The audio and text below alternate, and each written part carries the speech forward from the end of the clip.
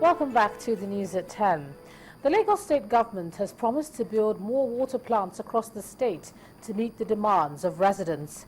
Inspecting the Adiyan waterworks in Iju-Ishaga, Governor Babatunde Fashola says when completed, it will increase water supply in the state. He also commissioned blocks of classrooms at 2 schools, also in Ifako-Ijaye and Iju-Ishaga areas of the state. Not even the heavy downpour could stop Governor Babatunde Fashola from performing his function for the day. He's present to commission a block of 18 classrooms erected in Samari Senior Comprehensive High School, Ifako-Ijaye. For him, it's part of his administration's plan to improve the learning conditions of students in the state. Every investment the state government makes in the people represents the strongest building blocks for securing a brighter and rewarding future for our children, our future, and our leaders of tomorrow. I wish to therefore urge and implore all stakeholders to ensure that we preserve and take proper care of the facility being, bearing in mind that government has expended a lot of funds into its provision. In Iju-Ishaga, he also cuts the ribbon for a block of 13 classrooms at the First African Church Mission Primary School. Water is the center of attraction. Here, also in Iju-Ishaga, Governor Fashola and his team inspect the ongoing project at the Adiyan Waterworks. You can see the progress that is being made now. We've just been shown the treatment plant, the filtration and the sedimentation, and also the work that is going on in the main reservoir tanks. The long-term plan is to have more of this now being built with partnership with private sector to deliver more of this. When the Adiyan Waterworks project is complete, it will bring the total capacity to 140 million gallons per day. Meanwhile, the Lagos State government has promised to build more infrastructure which is aimed at improving the living standard of its people. The Nigeria Union of Petroleum and Natural Gas Workers, NUPENG, and the Natural Gas Staff Association, PENGASSN, have threatened to down tools to protest Ajib Oil Company's alleged ill treatment of union members. Trouble started when Ajib Nigeria decided to award a stopgap maintenance contract to Plangeria, a logistics company, against the preferred bidder, Arco Petrochemical Company. The union is asking Ajib to reverse this action.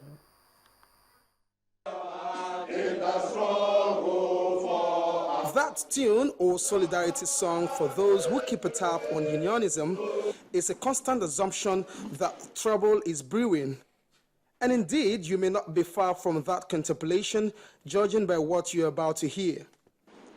Congress deliberated extensively on issues bordering on threats posed by the high-handedness and insensitive conduct of some employers in the oil and gas industry, which have adversely affected the employment of members, and resolved as follows. 1.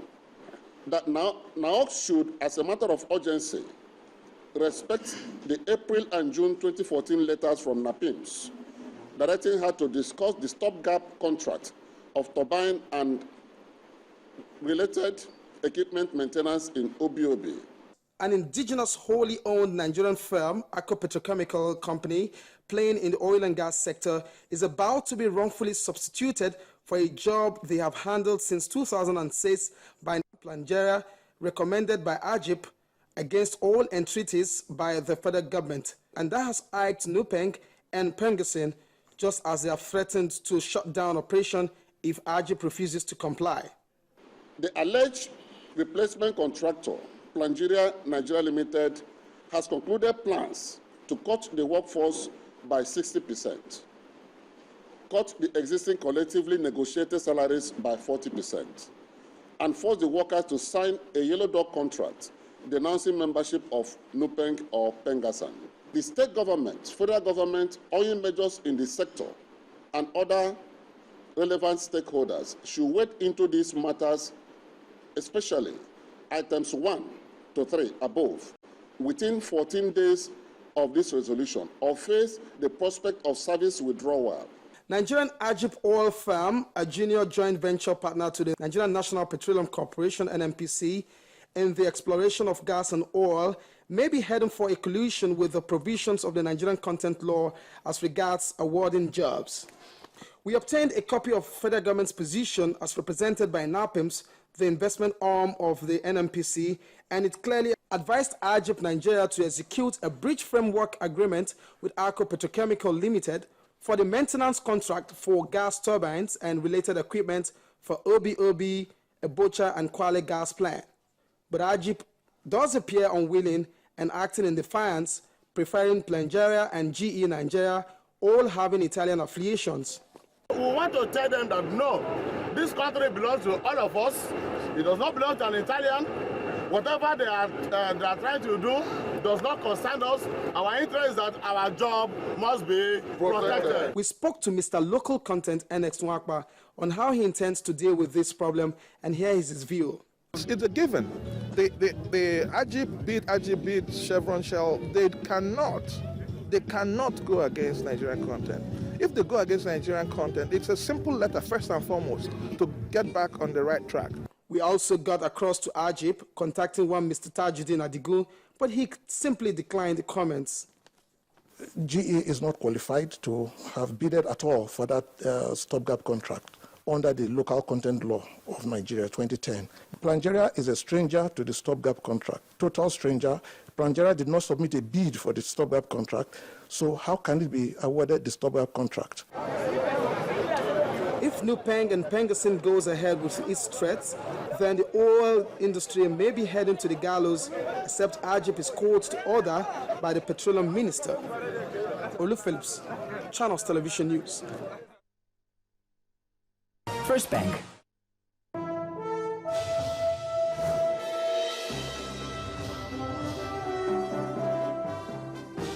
Welcome to Business News. I am Adeshewa Josh. President Goodluck Jonathan has approved the disbursement of 220 billion naira Micro, Small and Medium Enterprises Development Fund, and it is to address the challenges of limited access to finance and poor infrastructure in the country. Well, before approving the disbursement, the President addressed the 8th Annual MSME Finance Conference Entrepreneurship Awards, where he observed that inadequate infrastructure increases the cost of production. Now, the Lagos Chamber of Commerce and Industry says it is concerned about the panic, anxiety and scare projecting the country as an endemic Ebola zone. According to the Chamber, the current risk of international isolation, stigmatization and discriminatory practices against the citizens traveling outside our shores has grave consequences for the economy and the citizens. In a statement signed by the President of the Chamber, Mr. Remi Bello, it expressed optimism that the disease will be brought under control and asked the business community and the entire citizenry to support the current containment efforts. The danger of making the country a dumping ground for fake and substandard lubricants formed the basis of the first edition of the Nigerian Lubricant Summit, which held in Lagos. In attendance were stakeholders including representatives of the Ministers of Petroleum Resources, Desiani Alison Madrike, and her trade and investment counterpart, Olusegun Aganga. Stakeholders in the petroleum product marketing sector are here gathered to deliberate on the challenges and opportunities in the Nigerian lubricant market. With the launch of the Nigerian Industrial Revolution Plan by the federal government, the need to put the lubricant subsector in shape becomes imperative. An industrial revolution, is about equipment, it's about systems, and that is why lubrication is very important. NMPC itself, which is the national oil company, is also coming into the business of lubrication. So there are so many dynamics that are coming up at the same time, and that is why this summit cannot but be extremely timely. In the next few months, we are going to see the establishment of assembly plants. I'm told that somewhere between 12 and 15. Now, we must have, there must be a down sector to that. All those things that we require cannot be imported. Federal government's representation at the summit examined the significance. And what this brings to mind is that, like, it's going to cut off a lot of all those fake oils around the, I mean, like you say, on the street and stuff. And very soon, really, I think it's going to be, I mean, we're very, very much in support of what's going on right now. And members of this particular sector knows their problems. So it's for us now to really collaborate with them and see way forward by creating the enabling environment for them to thrive on. The success of the lubricant subsector is dependent on certain factors. The first thing is that there's going to be some level of consensus. There's going to be some awareness in terms of the objective of this summit. And the belief is that their common problems will be harnessed and they will be able to form what you call a common response. The trend of development in both automotive and industrial lubes is rapid.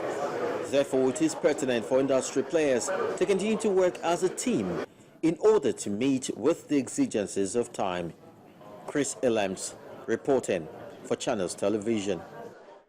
Erisco Foods Limited, a member of the Erisco Bumpet Group, appears set to change the face of food production in the country with the unveiling of two products, Rick Jico and Jico Double Concentrated Tomato Paste in cans and sachets. The company took members of the media on a tour of their facility in Lagos, where the wholly processed and packaged in Nigeria products are made. Our correspondent, Mary Alale Yusuf, reports.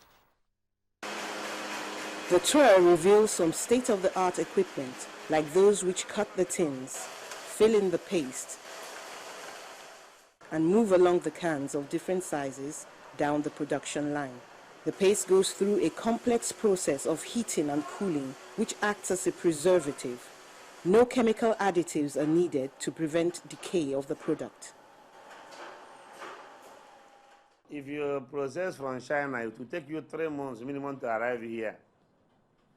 3 months, goods are stuck into container, go into high sea, sometimes they contaminate. Even with that contamination, the nutrients is really down. The fact that we produce fresh here is a big advantage to your health. Moreover, there's a lot of controlled things that we don't need to put in tomato. Other can put in China, don't control them. Like in bromide in bread. There's something you put in tomato will grow faster, but here we cannot do. Even my conscience will not allow me, talk less of NAFDAC. The CEO goes further to explain the challenges which he feels the government can help solve. Government should make everybody to see that their imported tomato is shut out, because we have big capacity to meet our demand in Nigeria and for export. After that, we need government to please ask the agencies to encourage us not to come every time. In a month, we get more than 8 government agencies inspection. Erisco Foods Limited, which has been around and producing at this site since 2007, has plans to get the concentrates indigenously from Jigawa State instead of China, if there is help from the government. They say the plan is to expand on newly acquired land at Ogun State and engage in packaging for other companies to save them cost. Mary Alale Yusuf, Channels Television News. It is time to join Bolaji Akinwale for the closing figures from the Nigerian Stock Exchange.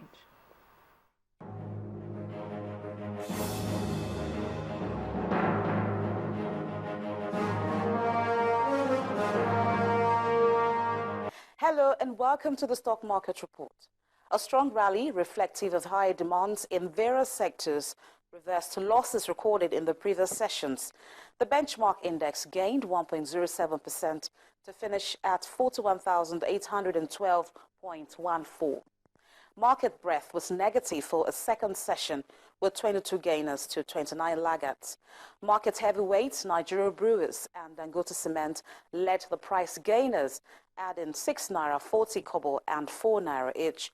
On the flip side, blue chip Nestle was the heaviest price loser for the session, losing 11 naira. The 3 most actively traded stocks were Zenith Bank, Diamond Bank and Transcorp. At the end of the session, investors add in 5,051 deals, exchanged 303.50 million shares worth 3.62 billion naira. That's it on the Stock Market Report. I am Bolaji Akinwale. Well, thanks a lot, Balaji. And that's Business News tonight. The news at 10 continues in a moment.